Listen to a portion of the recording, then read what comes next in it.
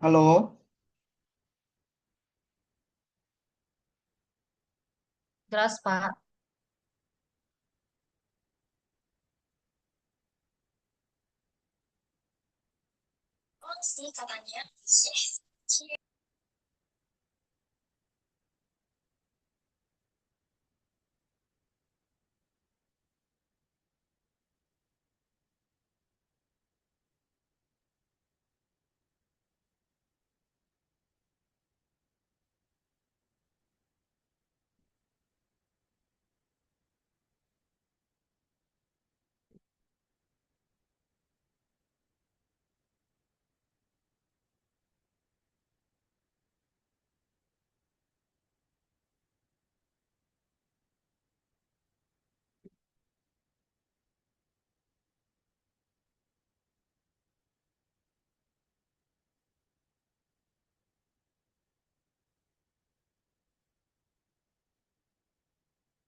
oke kita masuk materi ya untuk analisis makroekonomi fundamental dan teknikal.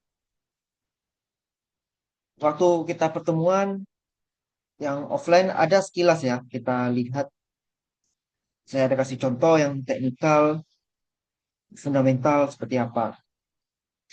Yang belum itu makroekonomi ya, tapi cerita-cerita dikit adalah nyangkut dikit kemarin tentang makroekonomi. Kita lihat di sini makroekonomi berfokus pada perilaku dan kebijakan ekonomi yang dapat mempengaruhi tingkat konsumsi dan investasi, neraca perdagangan dan pembayaran suatu negara.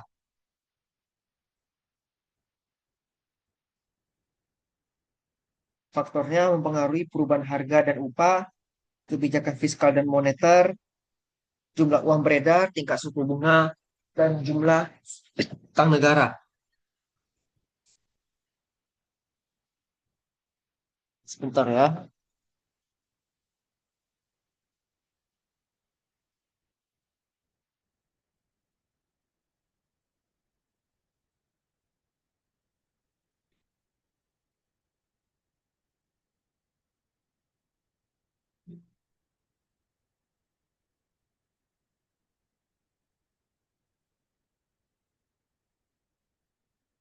Oke, jadi secara makroekonomi memang Ya. ada tuh pengaruhnya terhadap saham ya.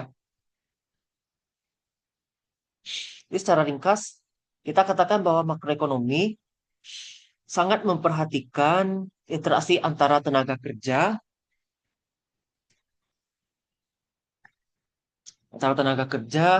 perputaran barang dan aset ekonomi yang mengakibatkan terjadinya apa sih ini? Potong. Terjadinya kegiatan perdagangan tiap individu atau negara. Jadi yang mengendalikan negara ini sebenarnya adalah dari sisi makroekonomi yang paling besar faktornya ya. Kondisi makroekonomi salah satu faktor yang mempengaruhi kinerja perusahaan yang ada di negara tersebut. Faktor ekonomi secara langsung mempengaruhi kinerja saham maupun kinerja perusahaan antara lain tingkat suku bunga domestik. Kalau di Indonesia, seven days repo rate, reverse repo rate ya. Kalau dulu sebutannya suku bunga Indonesia, suku bunga Bank Indonesia, SBI.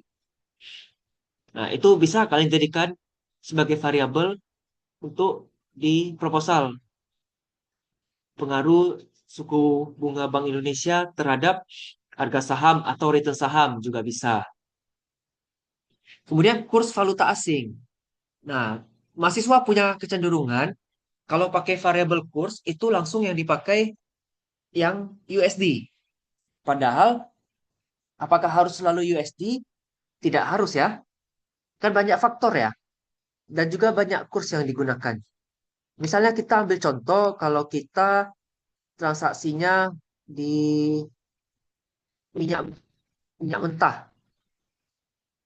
Negara penghasil minyak terbesar Arab. Mereka pakai uang mata uangnya adalah dinar. Berarti kita pakai kurs valuta asingnya dinar terhadap rupiah. Kemudian kondisi perekonomian internasional itu juga bisa kita pakai. Misalnya inflasi negara Amerika ngaruh nggak ke inflasi kita? Lalu inflasi kita ngaruh nggak nanti ke harga saham? Itu bisa. Kemudian siklus ekonomi suatu negara. Di siklusnya,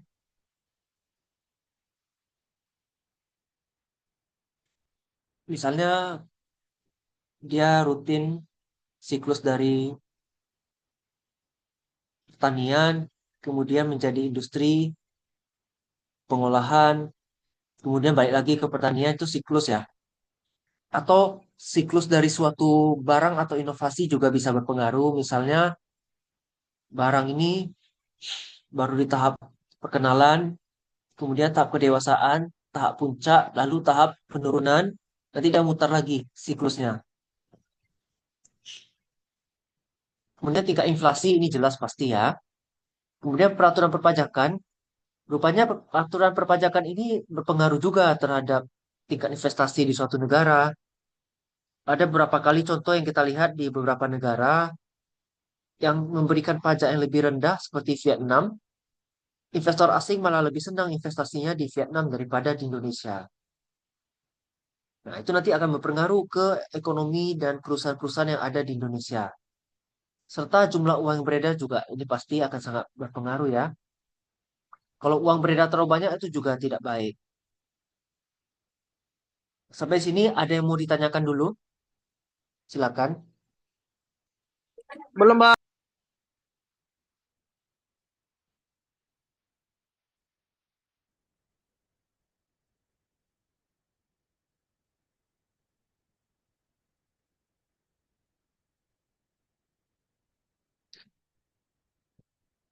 Jadi peran pasar modal dalam globalisasi itu semakin penting dengan arus permodalan dan pertumbuhan ekonomi. Itu jelas. Valuta asing itu harus ada keluar, harus ada masuk. Kalau hanya nimbun itu nggak bagus juga. Kalau hanya keluar terus juga makin nggak bagus ya.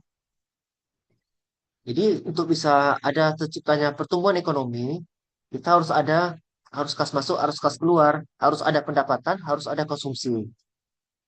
Pasar modal itu adalah indikator kemajuan perekonomian suatu negara, serta menunjang ekonomi negara yang bersangkutan. Kita mau tahu kondisi Indonesia ekonominya sedang baik atau tidak, kita bisa langsung lihat dari IHSG, Indeks Harga Saham Gabungan. Kalau IHSG-nya bagus, berarti ekonominya bagus. Ekonominya sedang bertumbuh di Indonesia.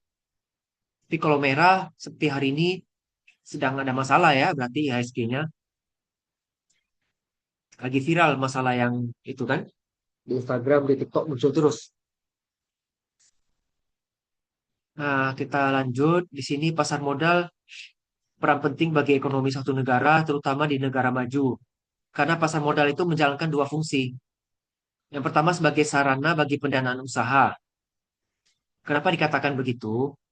Saya kalau punya perusahaan, sudah memenuhi syarat IPO. Kebetulan saya butuh dana tambahan untuk beli lahan. Lahan ini mau saya tanami lagi sawit. Tapi saya tak punya dana.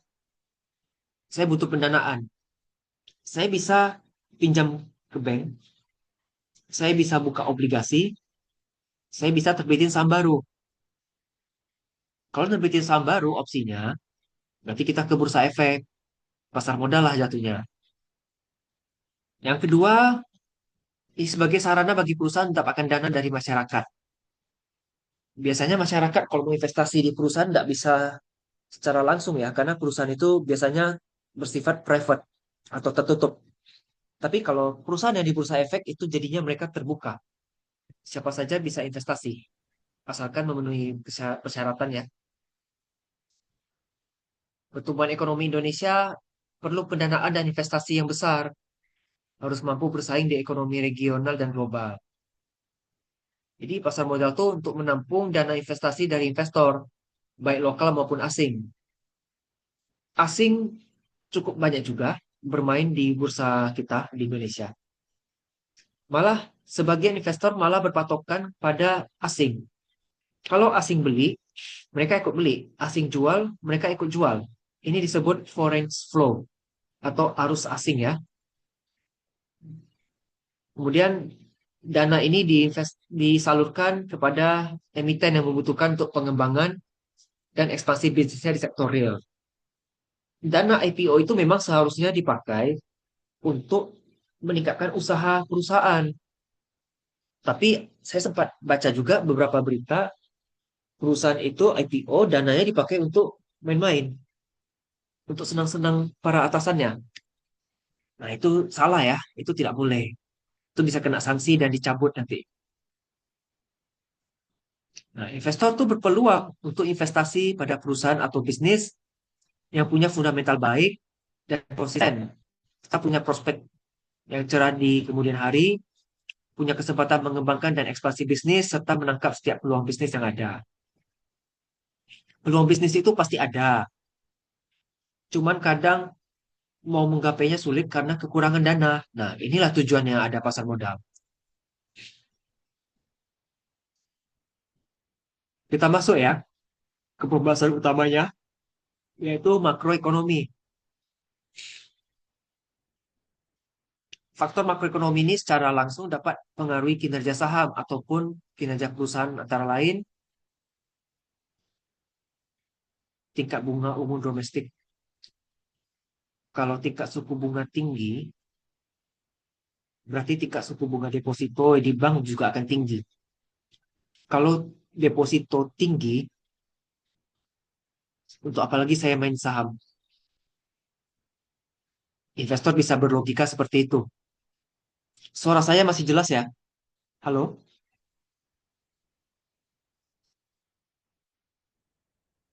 Jelas Pak, jelas Pak. Bisa Pak, jelas Pak. Oh, ini ada pertanyaan ya. Kalau IISG-nya hijau karena dipom-pom Konglo, tapi saham LQ45, apalagi perbankannya merah, berarti ekonominya buruk. Iya, salah satu indikator ekonomi yang sehat itu adalah kalau banknya ikut sehat.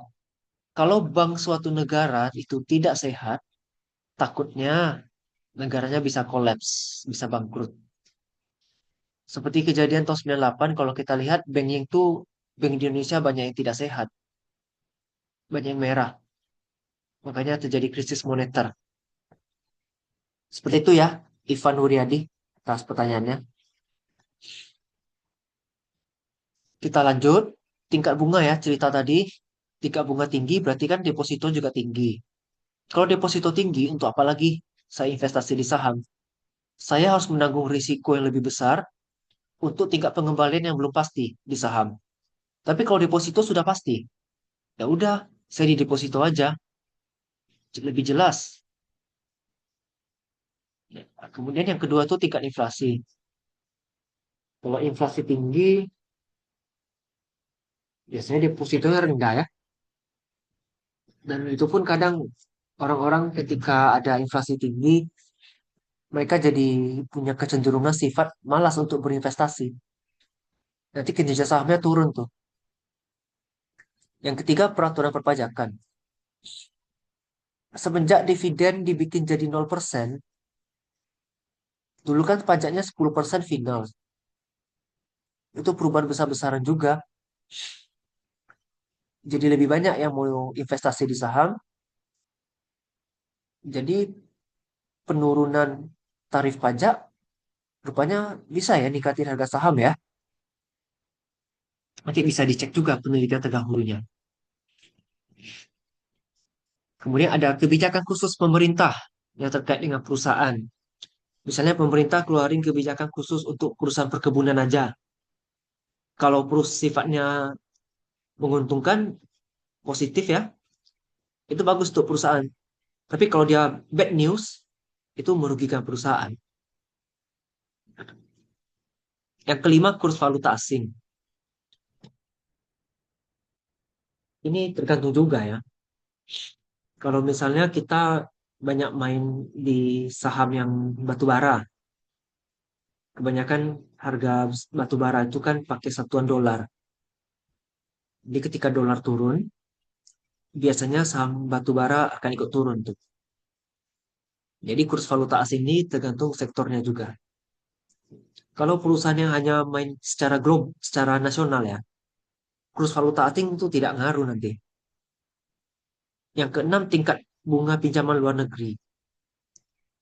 Perusahaan-perusahaan yang ada minjam dari luar negeri ketika tingkat suku bunga naik, tentu beban bunga mereka jadi lebih tinggi. Tambah lagi kalau kursnya naik, makin tinggi lagi beban bunga. Ya, kalau semakin tinggi beban, maka labanya akan turun. Laba turun akan diikuti dengan penurunan saham. Karena itu menjadi saham yang unfavorable atau saham yang kurang diminati. Kemudian tingkat perekonomian nasional. Ya, baik, IHSG ikut baik. Kalau ekonomi buruk, IHSG akan turun ya. Berikutnya siklus ekonomi. Ekonomi ini ada naik, ada turun. Sifat-sifat bisnisnya juga akan berubah-ubah. Nanti akan menyesuaikan dengan kondisi Indonesia. Kemudian farm ekonomi, peredaran uang, ya itu biasa umum ya.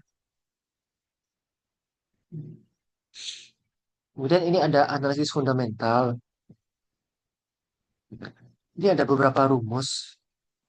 Saya yakin sudah sering kalian nampak ya rumus-rumus ini. Sambil baca jurnal ya.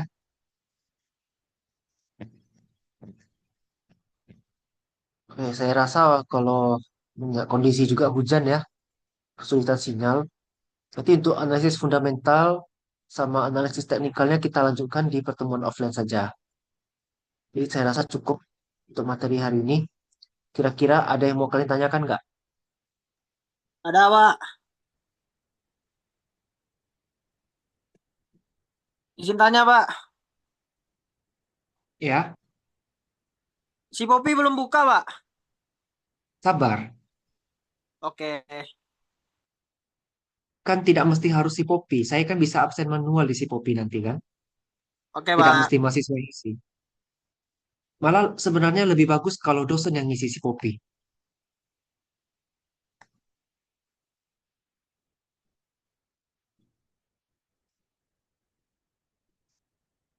Yang lain ada yang mau ditanyakan?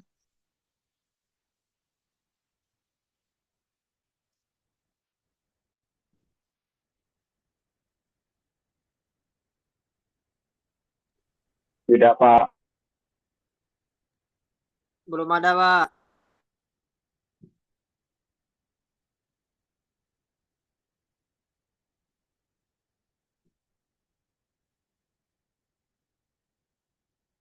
Oke, kalau tidak ada, saya udah capture bukti kehadiran ya. Jadi si Popi saya buka. Nah, itu Levi kenapa? Ramai kali Levi. Pak, aku minta tunjukin mukanya, Pak.